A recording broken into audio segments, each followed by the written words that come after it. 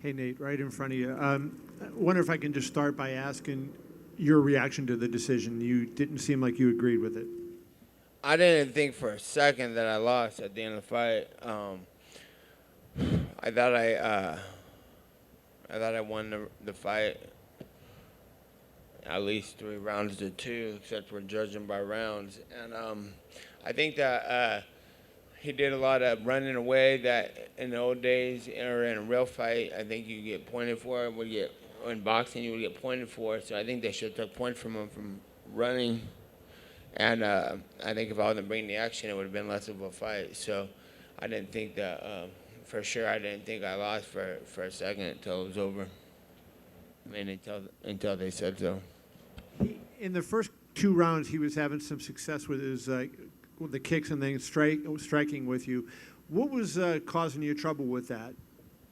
Like about a month out, I got some injuries. I hurt my knee and I wasn't able to do jiu-jitsu for like ever since a month ago. And then about 2 weeks in, I was just sparring from when I hurt my knee. I was just boxing, a lot of boxing, trying to recover my knee. And then I got hit by my training partner, Alan Sanchez. He's a pro boxer. He's ranked like number 10 or number 7 in the nation. I got hit in a rib, and it really tweaked me out of order. And I had to stop sparring about 2.5 weeks ago. So this was probably worse than the last fight. I was all I was pretty much doing for this fight was running and riding a bike and shadow boxing. But so I had some plans, and I had a lot of plans for this fight, but I had to like kind of backtrack on those plans, protecting some injuries. In the third round, you heard him. One of the judges scored a 10-8 for you. How did you turn the tide of the fight when he knocked you down 3 times in the first 2 rounds and was doing fairly well? What turned it around for you in the third round? I knew he was gonna have success earlier. I told myself again, I was like, don't turn it up till later in the rounds, because I was just like I suspected. I didn't thought he was gonna slow down and I was gonna speed up. So I was letting him get his little things off and try to make him do some stuff. And so I stepped on the gas in the third a little more than earlier. Nate, what was the difference in Conor tonight from the first fight? He was prepared to go the distance. He said he was going to come in and come forward and stomp me down or walk me down and put his same pressure and do the same things as usual. And I thought that was a little strategy to make me think that. And he was going to spread it out a little. And he did. He spread it out a little bit. And he was trying to keep you at bay from trying to take him down and do your jiu-jitsu too. Yeah, he didn't want to go down to the floor, and I didn't plan on going for it too. I felt like I was going for a takedown a little too much, more than I should have, and I wasn't necessarily going like drastically for it, but I feel like I should have done a little bit less of that and a little more punching and working than wrestling. I hate when people try to do that, but it felt like it was going to be easy, but at the last minute he pulled it off and put his defense on. I was like, all right, you want to stay? I want to keep this ball rolling. This was such a war. Obviously, there's probably going to be a trilogy, but I mean, when does that take place? About a year from now, and when do you think you could fight again? Whenever they're ready to dot it back down, but I'm not doing shit until we go for round 3. Won't be seeing me until then. And if they want to set it up as soon as possible, let's do it. But I don't think it's a very good business move for him to be taking any other fights. And he's a businessman, so let's see what happens.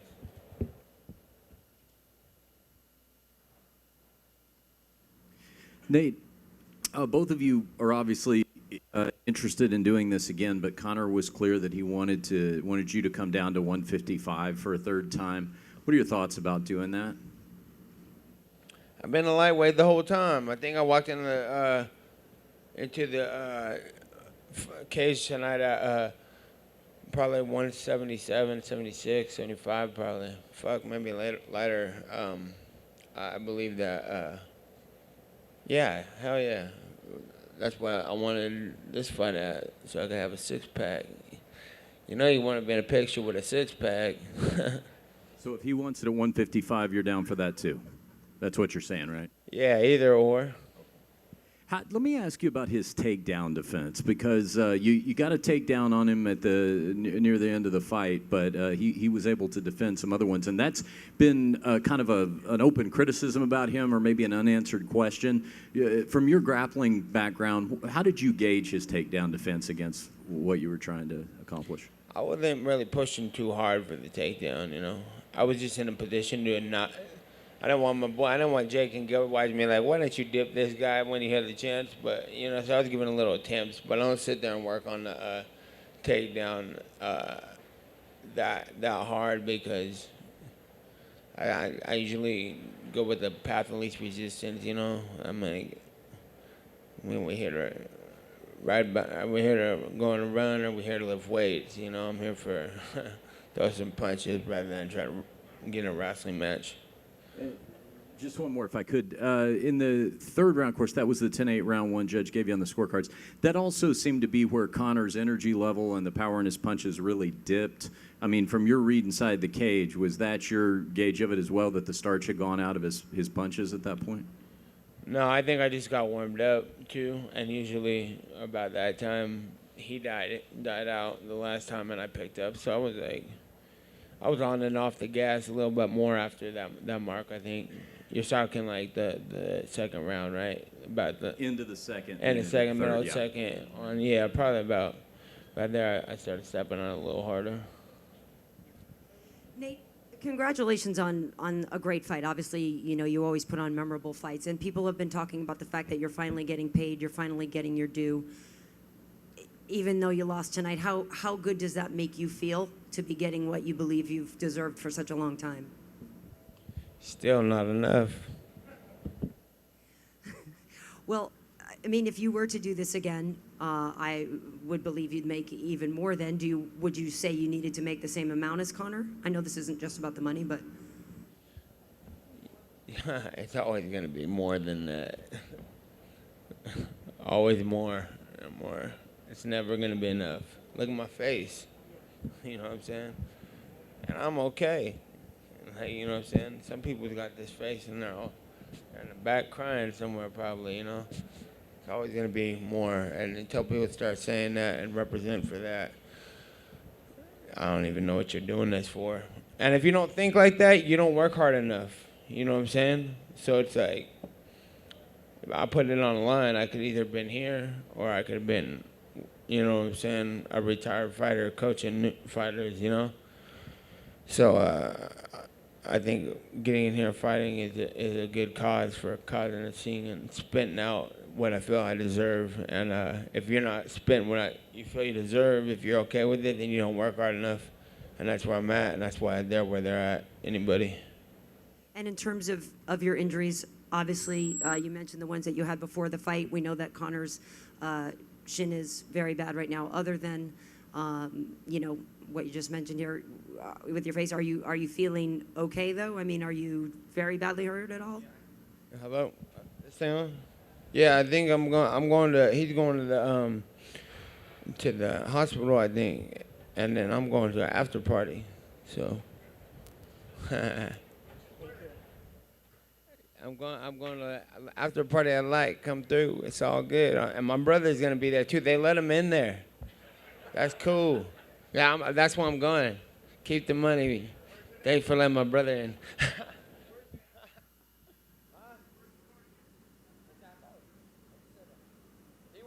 He wants to go to a party, huh?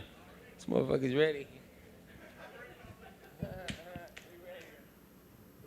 Nate, you said before the fight that... Hey, I thought Ariel Hawani got fired. What? Who let you in here? Surprise. I'm just kidding. You said before the fight that they better hope you don't win because a lot of change is coming. You didn't win officially. You thought you won. Is change still coming? Oh, I won. Change is happening right now. Like I said, like, if you want to be successful in this business, and if you want to do good in this business, you don't have to follow the leader. You know what I'm saying? And if you're gonna say that somebody else is the leader, you got it wrong thing. Come and look at Conor. What did Conor do for this fight? He did exactly what I told his ass to do. He hopped on a bike, the little amateur style. He didn't have no clips. He didn't have no helmet. That's not how you ride, but he tried.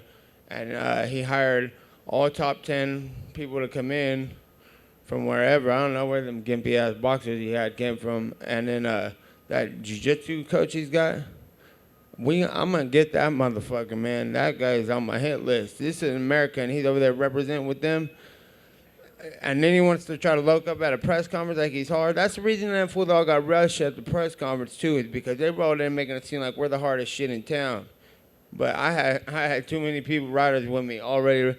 I'm like, you guys are gonna come in, so that's why otherwise we had a good press conference. But they walked in like they were the shit to steal the show. And I'm gonna get off topic, but fuck them. But what I was saying was, he followed the leader, man. He hired these people, and that was a good job. You know what I'm saying? But who taught you how to do that? Your sensei here, man. It's like, follow the leader as far as the martial artist. Follow the leader as far as the businessman. Like, if you think that I'm tripping and just talking on my ass, then you're obviously not that bright. Because I've been supposed to have been fired already 20 times from this organization. And look where I'm at now. Still doing my thing on the main card, doing my thing.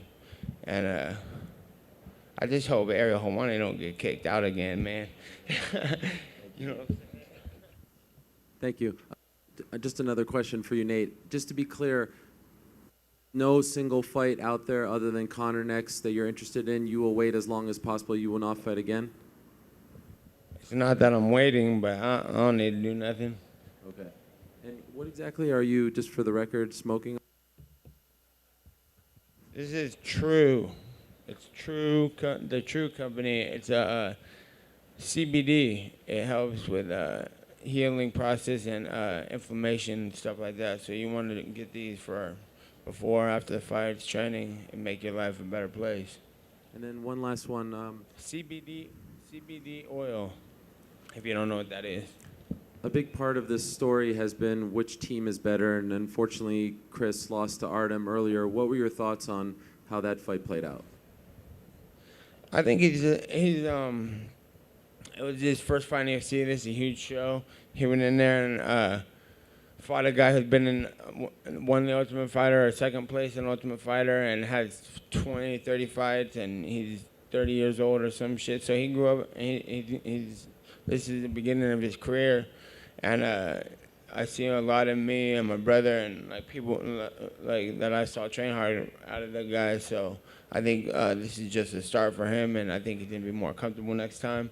And the night went how the night went, but Artem didn't do much. What did he do? He just didn't get his ass whooped. That's all he did. So yeah, our team's better, and you know, I think he's gonna do great in the future. Last question right here. Nate, after the fight, you helped Conor up from the ground. Did you actually speak to him at all? Was that, I know you and your brother both, you know, obviously you're pretty fierce in competition, but you're always, you know, respectful afterwards. So, like, what was going through your mind? And did you actually say anything to Conor at that point? Yeah, he the fight was over. We just fought 25 minutes. He tried, I tried to take each other out, and it didn't get done. And it's like, hey, man, until next time, it's all good. Or until we're set to go again, it's all good. And what do you want me to do? You keep kicking the guy while he's down. It's like, it's all good. The fight was over. And obviously, your brother wasn't able to be in your corner tonight. He had to go through a lot this week. I mean, what were your thoughts on everything that went down with Nick? You know, not having him in your corner, he wasn't allowed at the weigh-ins. I mean, what was going through your mind with all that? You know, obviously you wanted him there, but what was going through your mind with that? He does good. He knew what his situation was, and he kind of stayed out my hair and just like left me alone. And then I talked to him, and he's like, oh, I think he just kind of told me he's gonna get back in the corner once we get it all figured out, and then I had these guys here for backup, so it's kind of a mess, man. It was really, they should let him in. I don't know what to deal with that, cause I figure it's suspension's up, but no, I didn't mess with me none, but it would have helped. It's always good to have Nick there, you know. Nick's the man.